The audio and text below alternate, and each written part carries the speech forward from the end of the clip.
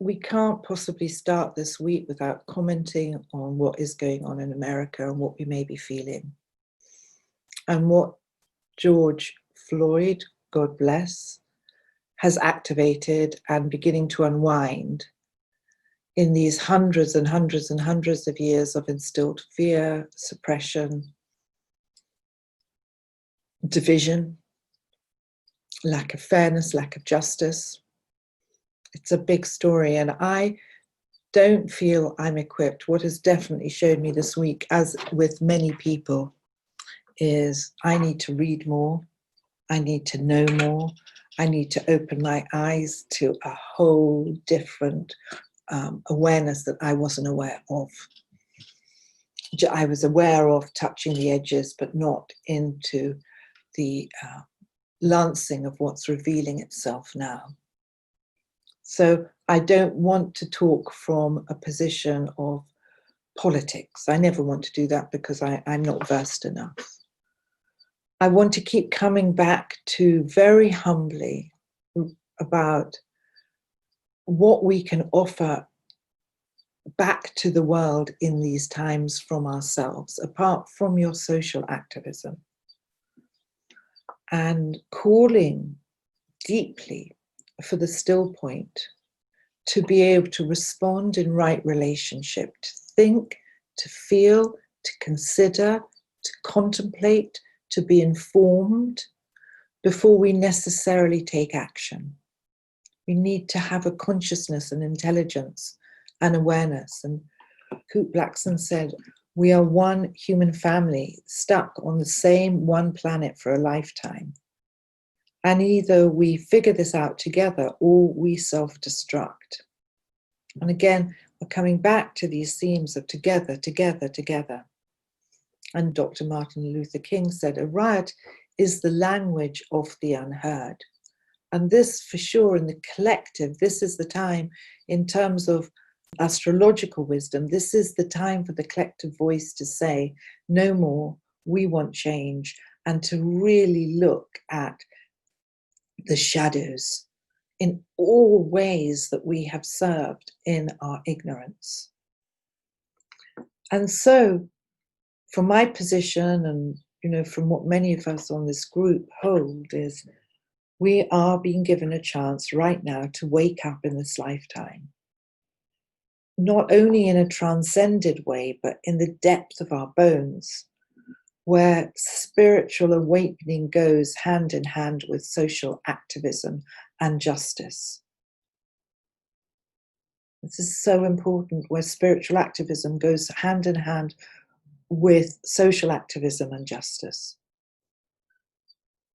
I want us all to have a voice, but not to be conscious, not to fall into reactivity or creating drama, and to be deeply informed, but not overwhelmed. So learning consciously to respond and integrate feelings. Also, from an esoteric Ray philosophy, America has a very different emotional body to England. And America is here to work in a certain way that we don't necessarily have in the same response mechanism. But nevertheless, with this heightened sense of injustice and wrongness, our hearts can feel very heavy and our blood can surely boil. And it's really, really important to express your grief, your pain, but to do it safely and not activate to stir others up. We have in these times, which we worked a lot with yesterday in our codes, we have at this time a rising global no. And this is part of the new Aquarian age, but it has to come in right relationship. And we need safely to release our tears, our fury, our fears, and keep coming back to balance back into our hearts, back into the field of coherence, and our roots with clarity. So we can become steady, and you hear me use this word time and time again, trustworthy for another. We are a planet at this point that is filled with anger, violence, rage, and fear. This is our inheritance. And we have raped and pillaged and hurt and taken and instilled fear and instilled violence through his story. So my belief, and what I continue to share, is that we are at this moment of initiation where slowly we begin to make different choices based on love and based on a unified field. This, for sure, is a massive moment in time. And I feel it as much as you feel it. I feel the heaviness, I feel the grief, I feel my own responses, and it's strong. It's not a comfortable moment. And we are crying in the world as we evolve, as the shadow consciousness comes up, to justice and a call for equality and the end of this horrific racism that is affecting the world right now. This is a time, so we have all this going on, but also in all the great prophecies of this time, this is the time of great purification. It's not going to be comfortable. This is the time of the great purge. It's not going to be comfortable. And this is why our small offering back to Mother Earth, our small offering back to humanity, to the collective, is our own pure view, our own pure consciousness of what we hold to the best of our ability with a considered awareness. So we are coming out of reaction and re-triggering. And don't be afraid to pray. You know, we all have such codes around praying, and often embarrassment actually around praying. Pray is potent, and it takes us also back to a humility and a surrender. So this is a time, if ever, to get down on our knees and to raise up our arms and ask. So if you're scared to pray or embarrassed to pray, I urge you to begin these practices in whatever way is comfortable for your own beliefs. Prayer connects us to something bigger than ourselves. It's an intent and offering a cry to the greater picture of life to say, help us, guide us. And I want you to continue to work with what resonates for you. We've been discussing this over the last 3 weeks. You know, the new way really doesn't sit in rationalization and logic.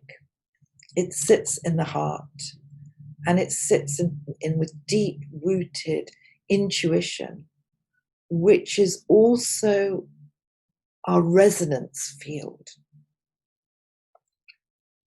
The more we unravel and dissect truth,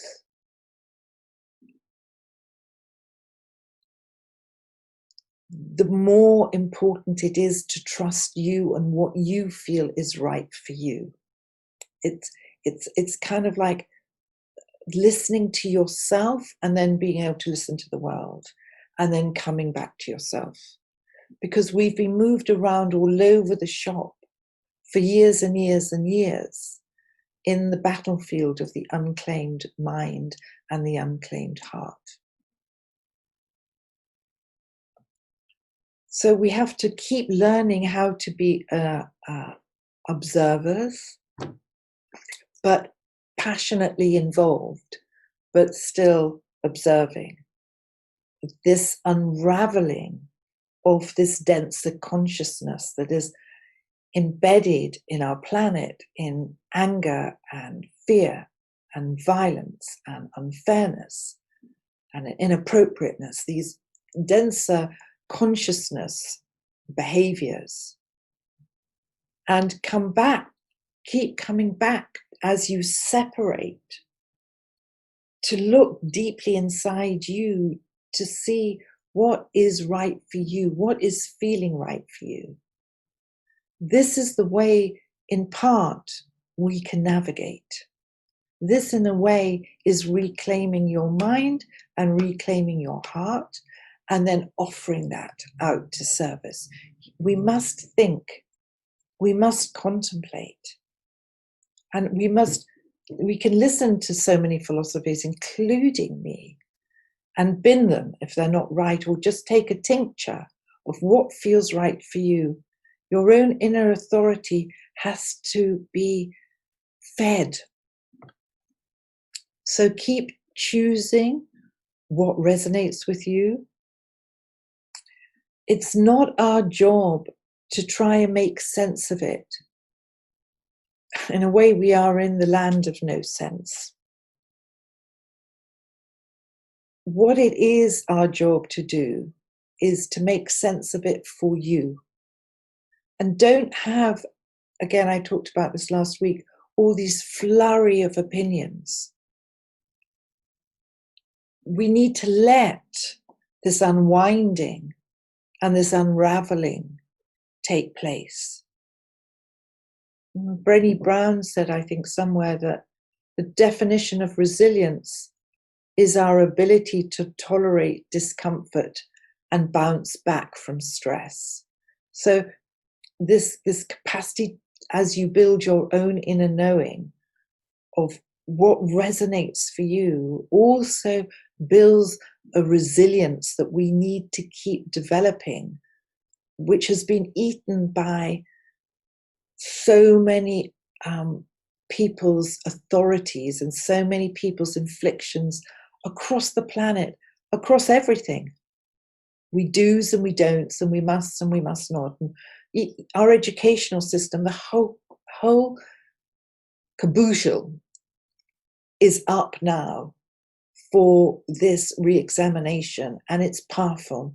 And I believe it's going to keep coming and coming and coming.